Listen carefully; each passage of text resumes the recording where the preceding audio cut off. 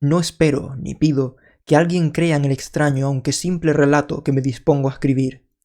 Loco estaría si lo esperara cuando mis sentidos rechazan su propia evidencia. Pero no estoy loco y sé muy bien que esto no es un sueño. Mañana voy a morir y quisiera aliviar hoy mi alma. Mi propósito inmediato consiste en poner de manifiesto, simple, sucintamente y sin comentarios, una serie de episodios domésticos.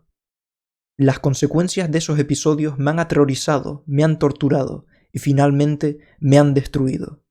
Pero no intentaré explicarlos. Si para mí han sido horribles, para otros resultarán menos espantosos que barrocos. Más adelante, tal vez aparecerá alguien cuya inteligencia reduzca mis fantasmas a lugares comunes, una inteligencia más serena, más lógica y mucho menos excitable que la mía, capaz de ver en las circunstancias que temerosamente describiré una vulgar sucesión de causas y efectos naturales. Desde la infancia me destaqué por la docilidad y bondad de mi carácter. La ternura que abrigaba mi corazón era tan grande que llegaba a convertirme en objeto de burla para mis compañeros. Me gustaban especialmente los animales, y mis padres me permitían tener una gran variedad. Pasaba a su lado la mayor parte del tiempo, y jamás me sentía más feliz que cuando les daba de comer y los acariciaba.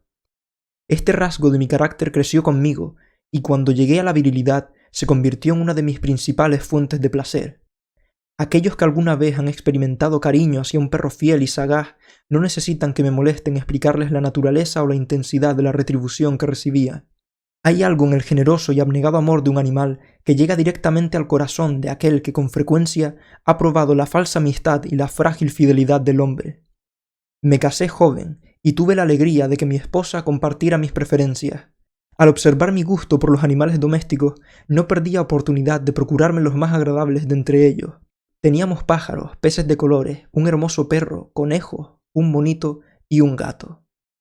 Este último era un animal de notable tamaño y hermosura, completamente negro y de una sagacidad asombrosa. Al referirse a su inteligencia, mi mujer, que en el fondo era no poco supersticiosa, aludía con frecuencia a la antigüedad creencia popular de que todos los gatos negros son brujas metamorfoseadas. No quiero decir que lo creyera seriamente, y solo menciono la cosa porque acabo de recordarla. Plutón, tal era el nombre del gato, se había convertido en mi favorito y mi camarada. Solo yo le daba de comer, y él me seguía por todas partes en casa. Me costaba mucho impedir que anduviera tras de mí en la calle. Nuestra amistad duró así varios años, en el curso de los cuales, me avergüenzo al confesarlo, mi temperamento y mi carácter se alteraron radicalmente por culpa del demonio. Intemperancia. Día a día me fui volviendo más melancólico, irritable e indiferente hacia los sentimientos ajenos. Llegué incluso a hablar descomedidamente a mi mujer y terminé por infligirle violencias personales. Mis mascotas, claro está, sintieron igualmente el cambio de mi carácter. No solo los descuidaba, sino que llegué incluso a hacerles daño. Hacia Plutón, sin embargo, conservé suficiente consideración como para abstenerme de maltratarlo, cosa que hacía con los conejos, el mono y hasta el perro, cuando por casualidad o movidos por el afecto se cruzaban en mi camino. Mi enfermedad, sin embargo, se agravaba, pues ¿qué enfermedad es comparable al alcohol? Y finalmente el mismo Plutón, que ya estaba viejo y por tanto algo enojadizo, empezó a sufrir las consecuencias de mi mal humor. Una noche en que volví a casa completamente embriagado, después de una de mis correrías por la ciudad, me pareció que el gato evitaba mi presencia. Lo alcé en brazos, pero asustado por mi violencia, me mordió ligeramente en la mano. Al punto se apoderó de mí una furia demoníaca y ya no supe lo que hacía. Fue como si la raíz de mi alma se separara de golpe de mi cuerpo. Una maldad más que diabólica, alimentada por la ginebra, estremeció cada fibra de mi ser. Sacando del bolsillo del chaleco un cortaplumas, lo abrí mientras sujetaba al pobre animal por el pescuezo, y deliberadamente le hice saltar un ojo. Enrojezco, me abrazo, tiemblo mientras escribo tan condenable atrocidad. Cuando la razón retornó a mí con la mañana, cuando hube disipado en el sueño los vapores de la orgía nocturna, sentí que el horror se mezclaba con el remordimiento ante el crimen cometido, pero mi sentimiento era débil y ambiguo, no alcanzaba a interesar al alma. Una vez más me hundí en los excesos y muy pronto ahogué en vino los recuerdos de lo sucedido. El gato, entretanto, mejoraba poco a poco. Cierto que la zona donde faltaba el ojo presentaba un horrible aspecto, pero el animal no parecía sufrir ya. Se paseaba, como de costumbre, por la casa, aunque, como es de imaginar, huía aterrorizado al verme. Me quedaba aún bastante de mi antigua manera de ser para sentirme agraviado por la evidente antipatía de un animal que alguna vez me ha querido tanto. Pero en ese sentimiento no tardó en ceder paso a la irritación, y entonces, para mi caída final e irrevocable, se presentó el espíritu de la perversidad. La filosofía no tiene en cuenta este espíritu, y sin embargo, tan seguro estoy de que mi alma existe como de que la perversidad es uno de los impulsos primordiales del corazón humano, una de las facultades primarias indivisibles, uno de esos sentimientos que dirigen el carácter del hombre. ¿Quién no se ha sorprendido a sí mismo 100 veces en momentos en que cometía una acción tonta o malvada por la simple razón de que no debía cometerla? ¿No hay en nosotros una tendencia permanente que enfrenta descaradamente al buen sentido, una tendencia a transgredir lo que constituye la ley solo por el hecho de serlo? Este espíritu de perversidad se presentó, como he dicho, en mi caída final. Y el insondable anhelo que tenía mi alma de dejarse a sí misma, de violentar su propia naturaleza, de hacer mal por el mal mismo, me incitó a continuar y, finalmente, a consumar el suplicio que había infligido a la inocente bestia. Una mañana, obrando a sangre fría, le pasé un lazo por el pescuezo y lo ahorqué en la rama de un árbol. Lo ahorqué mientras las lágrimas manaban de mis ojos y el más amargo remordimiento me apretaba el corazón. Lo ahorqué porque recordaba que me había querido y porque estaba seguro de que no me había dado motivo para matarlo. Lo ahorqué porque sabía que, al hacerlo, cometía un pecado mortal que comprometería mi alma hasta llevarlo, si ello fuera posible, más allá del alcance de la infinita misericordia del Dios más misericordioso y más terrible. La noche de aquel mismo día en que cometí tan cruel acción, me despertaron gritos de ¡incendio! Las cortinas de mi cama eran una llama viva y toda la casa estaba ardiendo. Con gran dificultad pudimos escapar de la conflagración, mi mujer, un sirviente y yo. Todo quedó destruido, mis bienes terrenales se perdieron y desde ese momento tuve que resignarme a la desesperanza. No incurriré en la debilidad de establecer una relación de causa y efecto entre el desastre y mi criminal acción, pero estoy detallando una cadena de hechos y no quiero dejar ningún eslabón incompleto. Al día siguiente del incendio acudí a visitar las ruinas. Salvo una, las paredes se habían desplomado. La que quedaba en pie era un tabique divisorio de poco espesor, situado en el centro de la casa, y contra el cual se apoyaba antes la cabecera de mi lecho. El enlucido había quedado a salvo de la acción del fuego, cosa que atribuía a su reciente aplicación. Una densa muchedumbre habíase reunido frente a la pared, y varias personas parecían examinar parte de la misma con gran atención y detalle. Las palabras extraño, curioso y otras similares excitaron mi curiosidad.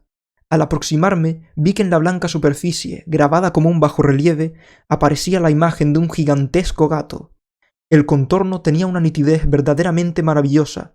Había una soga alrededor del pescuezo del animal.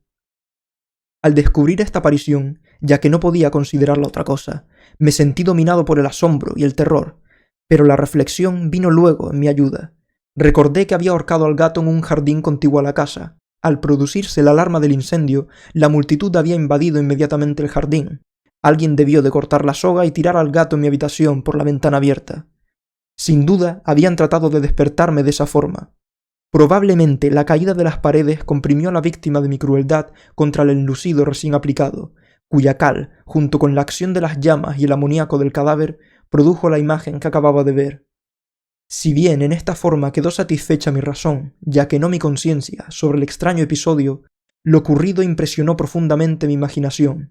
Durante muchos meses no pude librarme del fantasma del gato, y en todo ese tiempo dominó mi espíritu un sentimiento informe, que se parecía, sin serlo, al remordimiento. Llegué al punto de lamentar la pérdida del animal y buscar en los viles antros que habitualmente frecuentaba algún otro de la misma especie y apariencia que pudiera ocupar su lugar. Una noche en que, borracho a medias, me hallaba en una taberna más que infame, reclamó mi atención algo negro posado sobre uno de los enormes toneles de ginebra que constituían el principal moblaje del lugar. Durante algunos minutos había estado mirando dicho tonel y me sorprendió no haber advertido antes la presencia de la mancha negra en lo alto. Me aproximé y la toqué con la mano. Era un gato negro muy grande, tan grande como Plutón y absolutamente igual a este, salvo un detalle. Plutón no tenía el menor pelo blanco en el cuerpo, mientras este gato mostraba una vasta, aunque indefinida mancha blanca que le cubría casi todo el pecho. Al sentirse acariciado, se enderezó prontamente, ronroneando con fuerza. Se frotó contra mi mano y pareció encantado de mis atenciones. Acababa, pues, de encontrar el animal que precisamente andaba buscando. De inmediato propuse su compra al tabernero, pero me contestó que el animal no era suyo, y que jamás lo había visto antes, ni sabía nada de él. Continué acariciando al gato, y cuando me disponía a volver a casa, el animal pareció dispuesto a acompañarme. Le permití que lo hiciera, deteniéndome una y otra vez para inclinarme y acariciarlo.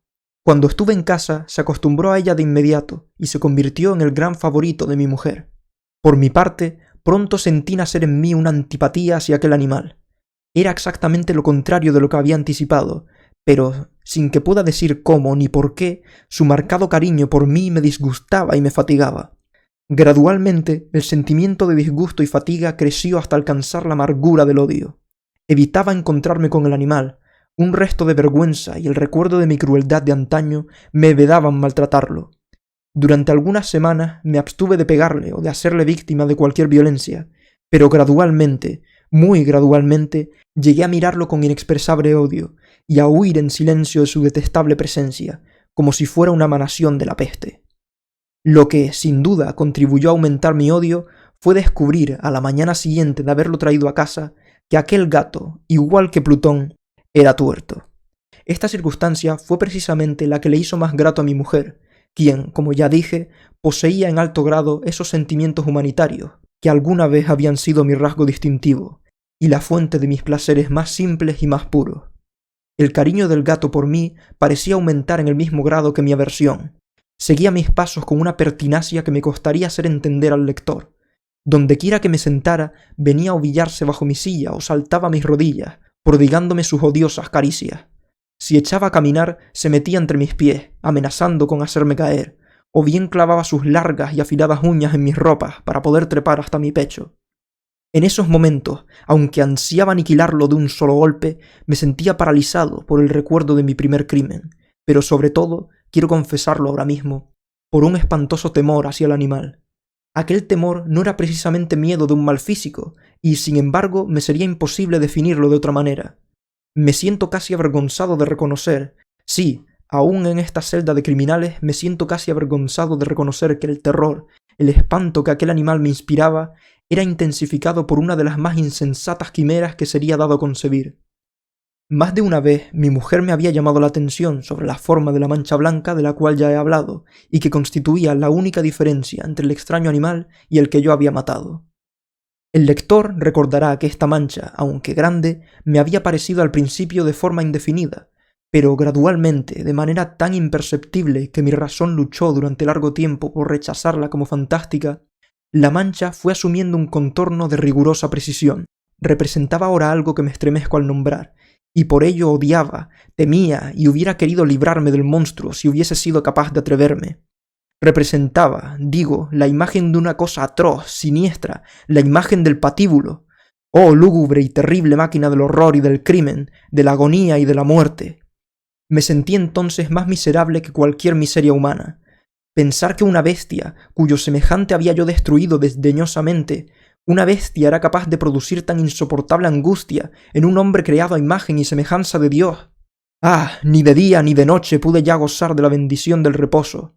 De día aquella criatura no me dejaba un instante solo, de noche despertaba a cada hora de los más horrorosos sueños para sentir el ardiente aliento de esa cosa en mi rostro y su terrible peso, pesadilla encarnada de la que no era posible desprenderme, apoyado eternamente sobre mi corazón. Bajo el agobio de tormentos semejantes, sucumbió en mí lo poco que me quedaba de bueno. Solo los malos pensamientos disfrutaban ya de mi intimidad, los más tenebrosos, los más perversos pensamientos. La melancolía habitual de mi humor creció hasta convertirse en aborrecimiento de todo lo que me rodeaba y de la entera humanidad. Y mi pobre mujer, que de nada se quejaba, llegó a ser la habitual y paciente víctima de los repentinos y frecuentes arrebatos de ciega cólera a que me abandonaba. Cierto día, para cumplir una tarea doméstica, me acompañó al sótano de la vieja casa, donde nuestra pobreza nos obligaba a vivir. El gato me siguió mientras bajaba la empinada escalera, y estuvo a punto de tirarme cabeza abajo, lo cual me exasperó hasta la locura. Alzando un hacha y olvidando en mi rabia los pueriles temores que hasta entonces habían detenido mi mano, descargué un golpe que hubiera matado instantáneamente al animal de haberlo alcanzado. pero la mano de mi mujer detuvo su trayectoria. Entonces, llevado por su intervención a una rabia más que demoníaca, me zafé de su abrazo y le hundí el hacha en la cabeza. Sin un solo quejido, cayó muerta a mis pies. Cumplido este espantoso asesinato, me entregué al punto y con toda sangre fría a la tarea de ocultar el cadáver. Sabía que era imposible sacarlo de casa, tanto de día como de noche, sin correr el riesgo de que algún vecino me observara. Diversos proyectos cruzaron mi mente. Por un momento pensé en descuartizar el cuerpo y quemar los pedazos. Luego se me ocurrió cavar una tumba en el piso del sótano. Pensé también si no convenía arrojar el cuerpo al pozo del patio o meterlo en un cajón, como si se tratara de una mercadería común, y llamar a un mozo de cordel para que lo retirara de casa. Pero al fin di con lo que me pareció el mejor expediente, y decidí emparedar el cadáver en el sótano, tal como se dice que los monjes de la Edad Media emparedaban a sus víctimas. El sótano se adaptaba bien a este propósito. Sus muros eran de material poco resistente y estaban recién revocados con un mortero ordinario que la humedad de la atmósfera no había dejado endurecer. Además, en una de las paredes se veía la saliencia de una falsa chimenea, la cual había sido rellenada y tratada de manera semejante al resto del sótano. Sin lugar a dudas, sería muy fácil sacar los ladrillos en esa parte, introducir el cadáver y tapar el agujero como antes, de manera que ninguna mirada pudiese descubrir algo sospechoso. No me equivocaba en mis cálculos. Fácilmente saqué los ladrillos con ayuda de una palanca, y, luego de colocar cuidadosamente el cuerpo contra la pared interna, lo mantuve en esa posición mientras aplicaba de nuevo la mampostería en su forma original. Después de procurarme argamasa, arena y cerda, preparé un enlucido que no se distinguía del anterior, y revoqué cuidadosamente el nuevo enladrillado. Concluida la tarea, me sentí seguro de que todo estaba bien. La pared no mostraba la menor señal de haber sido tocada. Había barrido hasta el menor fragmento de material suelto. Miré en torno, triunfante, y me dije, aquí, por lo menos, no he trabajado en vano. Mi paso siguiente consistió en buscar a la bestia causante de tanta desgracia, pues al final me había decidido a matarla. Si en aquel momento el gato hubiera surgido ante mí, su destino habría quedado sellado. Pero, por lo visto, el astuto animal, alarmado por la violencia de mi primer acceso de cólera, se cuidaba de aparecer mientras no cambiara mi humor. Imposible describir o imaginar el profundo, el maravilloso alivio que la ausencia de la detestada criatura trajo a mi pecho. No se presentó aquella noche, y así, por primera vez desde su llegada a la casa, pude dormir profunda y tranquilamente.